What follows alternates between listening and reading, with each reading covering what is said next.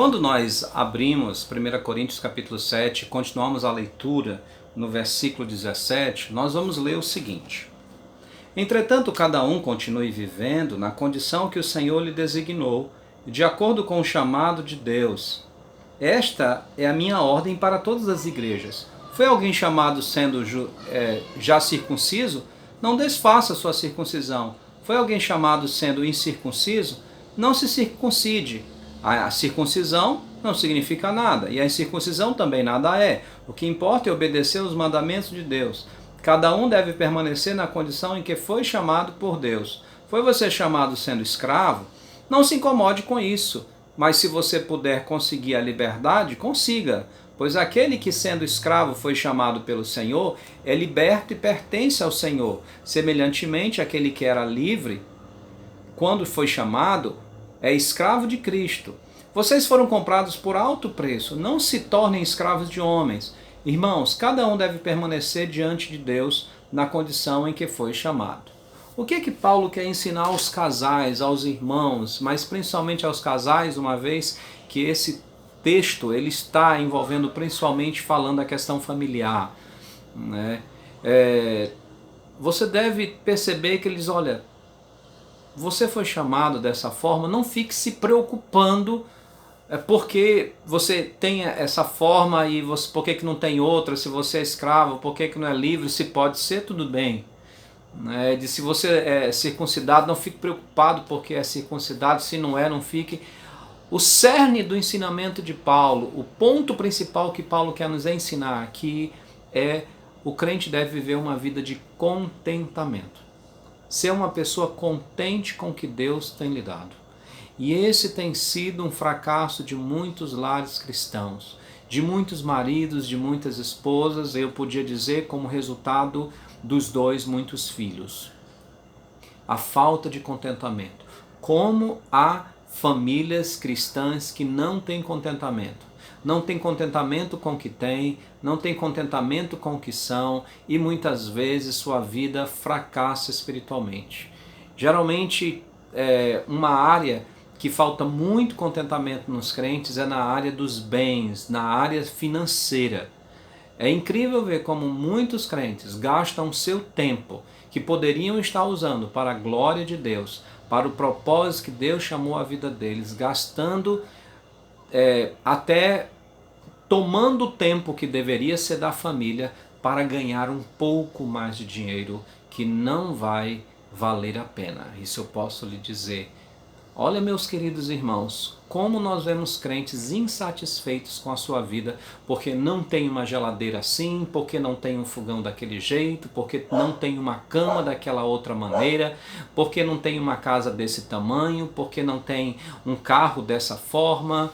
É incrível como muitos crentes vivem sua vida em função disso. E aqui eu não estou falando das necessidades, porque um casal deve procurar ter o mínimo básico do seu sustento, e isso para mim inclui uma residência. Mas eu estou falando claramente quando há uma insatisfação, quando Deus tem suprido as necessidades e ainda assim o casal está desesperadamente atrás de mais. Se você percebe, a palavra de Deus diz claramente, tanto aqui em Coríntios como diz em outras partes da Bíblia, que a avareza é idolatria. E você às vezes pensa, mas avareza, eu não quero ficar rico. Essa não é só a única interpretação para a expressão avareza. A expressão avareza também significa o desejo de sempre querer mais. Isso é, de você não estar contente, né? Deus providenciou algo para você, Deus providenciou algo para a sua vida, mas você não consegue ficar contente, não consegue ser feliz. E eu vou dar um exemplo na minha própria família com as crianças. Por exemplo, muitas vezes nossos filhos, quando pequenos, eles olham para uma coisa e dizem, olha, eu gostaria de ganhar isso. E às vezes ficam, pai, eu gostaria de ganhar isso, gostaria de ganhar isso. Aí um dia você compra aquilo para eles, né, dá de presente. E quando você menos percebe, não passa uma semana, eles já estão aperreando por outra coisa. É incrível como muitos lares cristãos e muitos homens e muitas mulheres são do mesmo jeito. e ficam. E o grande problema é que quando não há contentamento, nessas pequenas coisas, outras coisas também vão aparecendo. E é possível que, no final das contas, um homem, por conta de não cuidar da avareza do seu coração, não esteja satisfeito somente com a sua esposa. Pode acontecer que uma mulher, por conta da avareza do coração, não esteja satisfeito só com o seu marido. E aí abre uma porta extraordinária para Satanás, para que ele possa colocar o seu engano e possa colocar justamente no coração dele ou dela desejos que não são lícitos. Quantos homens não ficam comparando sua esposa com outra mulher? Né? Isso é avareza. Não estão satisfeitos com o que Deus lhe deu. Ah, pastor, mas o senhor não conhece a esposa que eu tenho. Eu posso lhe dizer que Deus lhe deu a esposa correta para você ser a semelhança de Cristo Jesus. Também quantas mulheres vivem sonhando com outros homens porque vivem comparando seu marido com outros homens. Ah, meu marido não é como o marido da fulana de tal, que dá isso, aquilo outro para ela. É falta de contentamento. Ah, mas o senhor não conhece como meu marido é. Graças a Deus eu não conheço, mas eu posso dizer uma coisa, eu conheço o que a palavra diz. Se você não tratar isso no seu coração, se você não erradicar esse problema no seu coração, você vai se tornar uma pessoa idólatra, amargurada, e vai se tornar uma pessoa com o coração aberto ao pecado. Porque você sempre vai ficar desejando o que não tem. É por isso que Paulo diz, olha, cada um foi chamado de uma forma e deve ser contente como Deus lhe chamou. Ao invés de ficar comparando sua vida com outros casais, com outros casamentos, comparando seu marido com outros homens, comparando sua esposa com outras mulheres, ore para que Deus transforme você à semelhança de Cristo Jesus. Essa deve ser a comparação que você deve buscar na sua vida. Às vezes o casal briga muito por conta, vou usar uma expressão aqui, brigam por conta de que ele ou ela quer alguma coisa. E enquanto não consegue aquilo, a esposa não fica satisfeita, o esposo não fica satisfeito, faz cara feia, fica emburrado, maltrata um ao outro, porque enquanto aquilo não chega. E quando aquilo chega, você descobre com poucos dias que o seu coração deseja outra coisa. Daqui a pouco surge uma novidade. Sabe por quê? Porque o problema não é no que você tem ou que você não tem, mas o problema está no seu coração. O problema está em você não estar contente com o que Deus tem lhe dado. E aqui nós não queremos anular certos problemas que às vezes o casal tem e que precisam se ajustar na concessão de um ao outro. Mas nós estamos falando que mesmo diante dessas dificuldades dentro do lar, você precisa estar contente com o Senhor Jesus e com o que Ele tem proporcionado para a sua vida. Isso não quer dizer que você não possa almejar alguma coisa melhor. Mas lembra do que Paulo fala sobre o escravo. Ele diz exatamente o seguinte. Ele diz aqui, foi você chamado sendo escravo?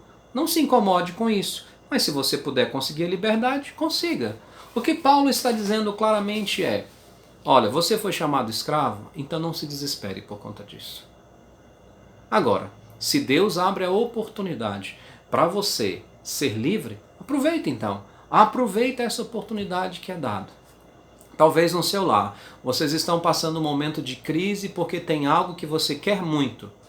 E você até considera, e quem sabe isso é uma necessidade.